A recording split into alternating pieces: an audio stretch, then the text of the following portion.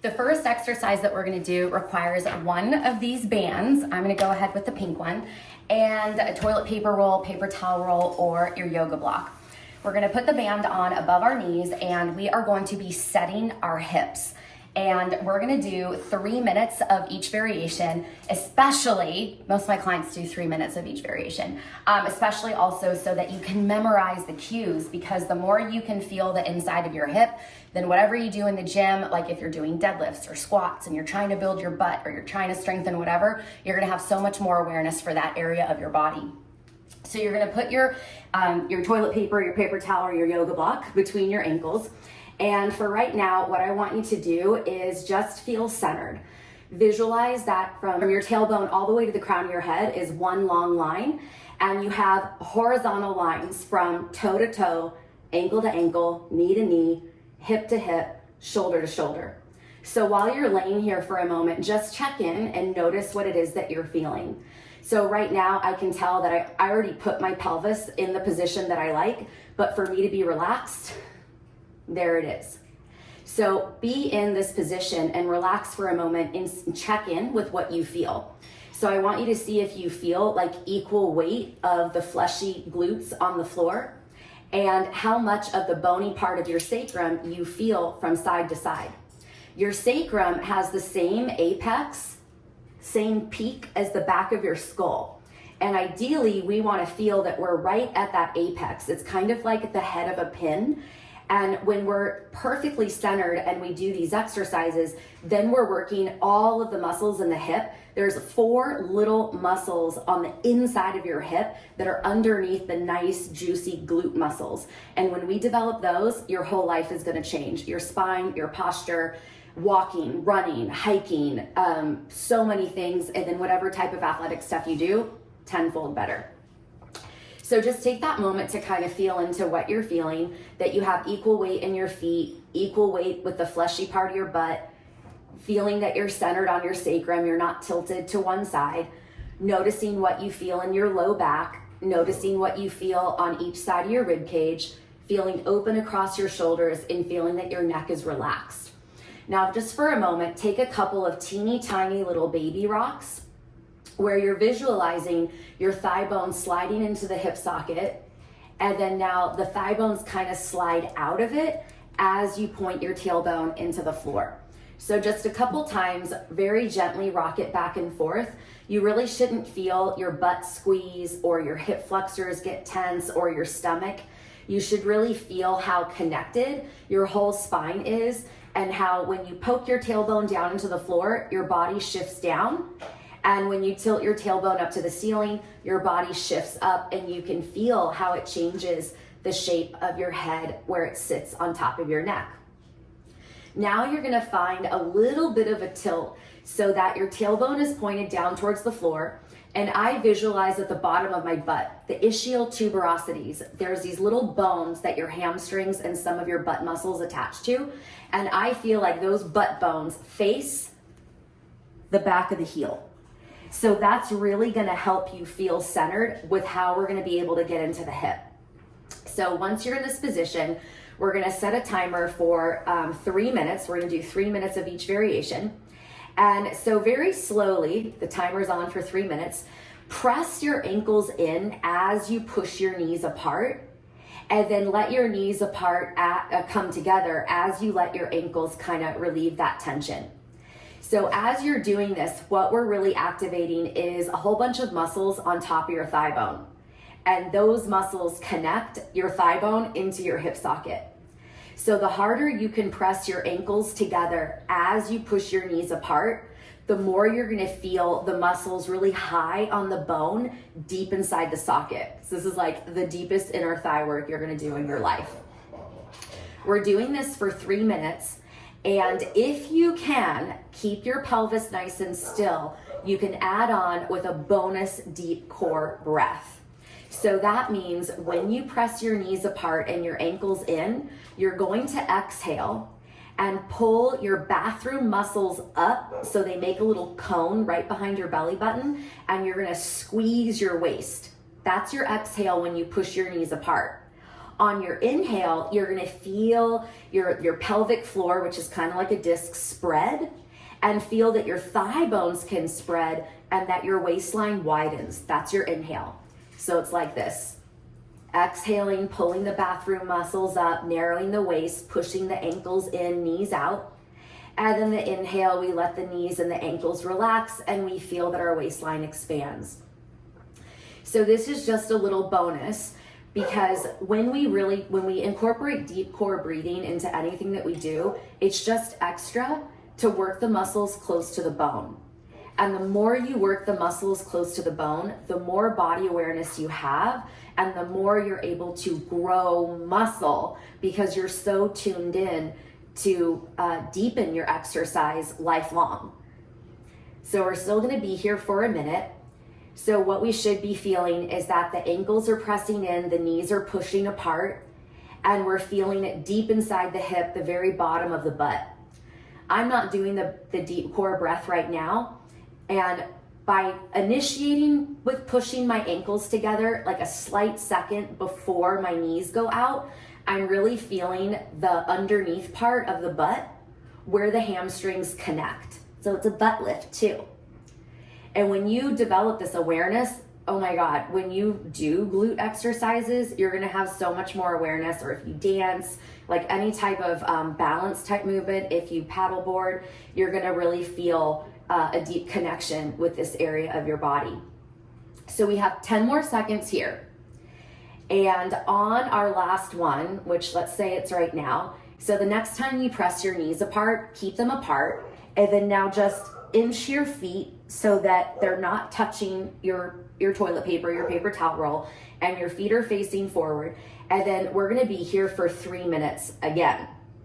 So this is the static hold. The other one was open and close. With the static hold, you should be feeling a broadening sense. So I just felt those little muscles. There's a set of 4 on each cheek underneath the juicy glute muscles, and I can feel them pushing apart. Like I've done this so much, and my clients have done this so much, that they can actively feel these short little muscles literally spread. And so ideally what starts to happen is you kind of get fatigued, like a little quarter size ball on the side of your hip. And especially because we just did the open and close first, you should be really turned on right now. So you can practice deep breathing here also, as long as you don't let your pelvis move. We want to have that pelvis set where our hip bones are facing the ceiling, our pubis is facing the ceiling. So we don't want to have a tuck so that we're gripping in our hip flexors. We want to feel that we can put all the weight of the band into the side of the hip. With the deep core, inhale as you spread your waistline.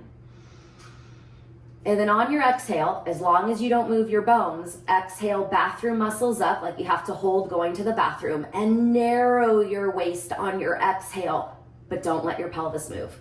And that's just a bonus, you don't have to do it. Inhaling and exhaling.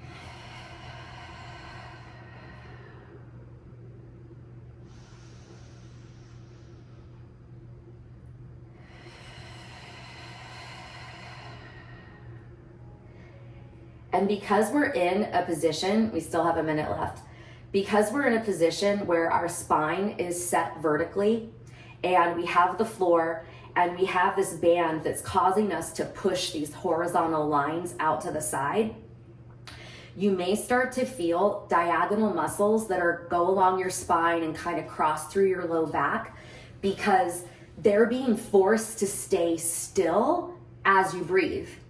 So this is even eliminating compensation patterns that you might have in your spine that show up when you move or when you exercise, that then run you down because it's pulling on your joints in an inefficient way. So you may feel some little spasms in your back, especially if you do the deep core. 20 seconds left. These are on fire right now. Oh, you should be really feeling these things turned on by now. We got 10 more seconds, so try to hang in there. It's 3 minutes of open and close, 3 minutes of the static hold. Of course, you could always press pause if you need to take a break. Okay. That was 6 minutes of glutes. Good job. I love to do the glutes before we do this next portion because I feel like it makes us feel really grounded. And this whole series is to feel grounded in your body, to create the body awareness, and to connect emotionally with it. Because the more you do this to focus on your body, there's a transfer in life that you're able to focus on the sensations in your body on a regular basis, which are emotion, which if unchecked and unprocessed, lead to the sabotage and the ghosting. We're gonna be here for 4 exercises that are going to develop the joints in the lower leg and help your hip know how to move, as well as tacking on to your deep core. So you're gonna start with your ankles, knees, and thighs together, and I want you to flex your feet. Because here, when we're in this position, we're aligning a muscle on the inside of the body called the psoas. It attaches at the thigh, the inside of the hip, and the lumbar spine. So if we start in this position, then we bring our working leg up into tabletop, which means our shin is parallel to the floor and our knee is directly on top of the hip. We have a 90-degree angle in the hip and a 90-degree angle in the knee. That way, when we have that set up and then we come here, then we can really check in to feel like, did I just tilt to the side? Did my body unweight and go with it? Because that's gonna help us get into alignment, which again makes everything better. So bring yourself into your tabletop position if you haven't already. We're here for 4 minutes. So first what you're gonna do is just start circling in any direction. And when you do the circle, we wanna make sure that your shin stays still and you manage this 90-degree angle at the hip, the 90-degree angle at the knee, because that is your internal vision. And like choosing to put your body in that position and maintaining it makes it that you have to stay tuned into your body, right? Because all of this is about grounding. We're gonna do fancy exercises for your aesthetic goals later. This is something that you're gonna do on a regular basis to make sure that you stay connected. So while we're here, we got 20 more seconds. You wanna make sure that your stationary leg is still toes facing the ceiling, your kneecap facing the ceiling. If you need to take breaks, you totally can. I'm gonna run through this whole 4 minutes back to back. All right, and then now let's switch the circle. And sometimes you can like change things up and like let your toes fan and really flex and spread them and then point them like you're in a ballet slipper. Or you can just pretend that your foot isn't even there and try to just feel the rotation of the ankle joint. Like if you can visualize it like a little ball, really see how slippery you can make it feel. And then you can also stretch through the feet as you really fan the toes open and then point them again. You may start to feel tired, so you can always take a break, but this is really gonna strengthen the hip and the knee and the ankle. Got 15 more seconds. Making sure we're nice and symmetrical. Oh, my body weight kind of shifted over to the side, so I just corrected it. In 3, 2, and then now you're gonna flex and point. So you're gonna flex your ankle and point it. Again, you can point and flex through the toes, or you can pretend the foot's not even there and just flex and point the ankle. Whatever feels good for you.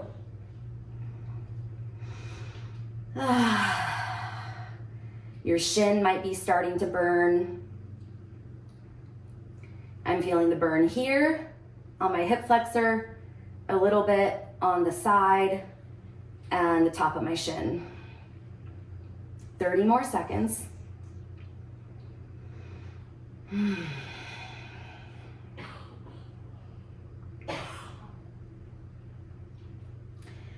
The final exercise we're gonna do is deep core and with your hip. So you're really teaching your hip and your core how they work together. And so the next time you flex your foot, keep the flex. Take an inhale to prepare. And then on your exhale, pull your bathroom muscles up into that cone behind your belly button and narrow your waist as you touch your heel down. And then on your inhale, broaden your waistline to bring it back up. So it's exhale, bathroom muscles up as your heel goes down. Inhale, spread your pelvic floor, let it relax and open your spine, your waistline as you bring the leg up. And so what we're doing here, by maintaining the angle in the ankle and the knee, and only letting the hip extend, and only letting the hip flex, and doing it with your breath, that you exhale to traction and resist it, so you're working your core, and your inhale to really create a broad foundation, like a lever to hoist your leg up. This is really, really good for your hip and your core. And relax. And you can shake it out. And we're gonna do the other side. So you reset it always. Flex your feet. Make sure that now with your right leg, your kneecap and your toes are facing the ceiling. Bring your left leg up into tabletop and then start your circles. So we wanna feel even in our hip.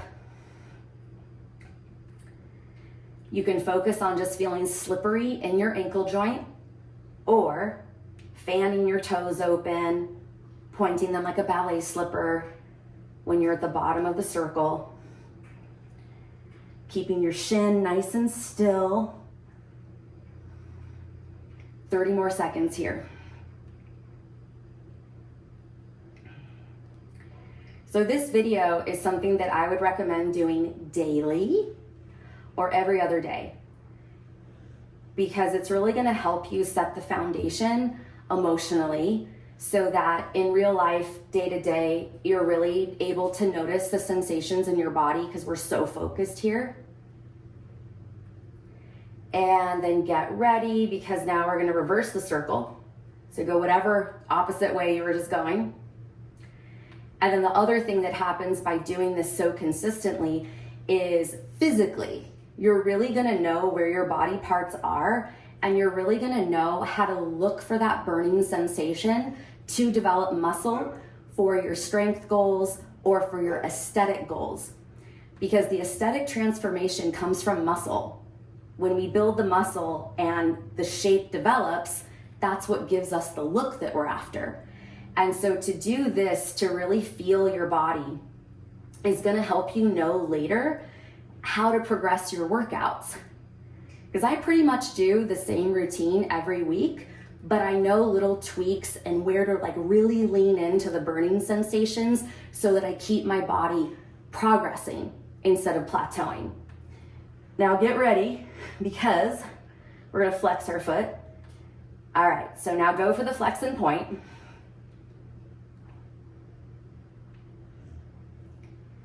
Really try to hone into what you're feeling. I feel fatigue in my right shin, my left shin, my left hip flexor.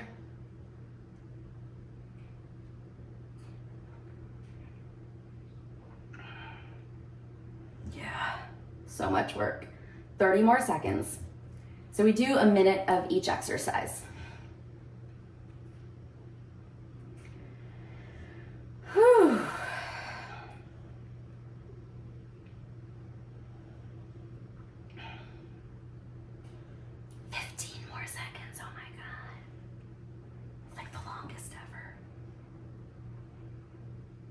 Really try to keep other body parts nice and still.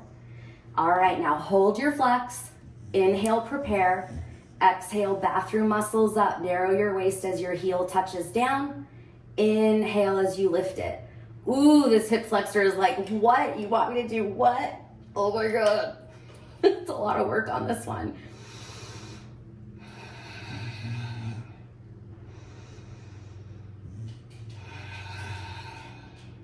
Forty more seconds, we can do it. Doesn't matter how many reps you get done. It matters that you do them well. Whew.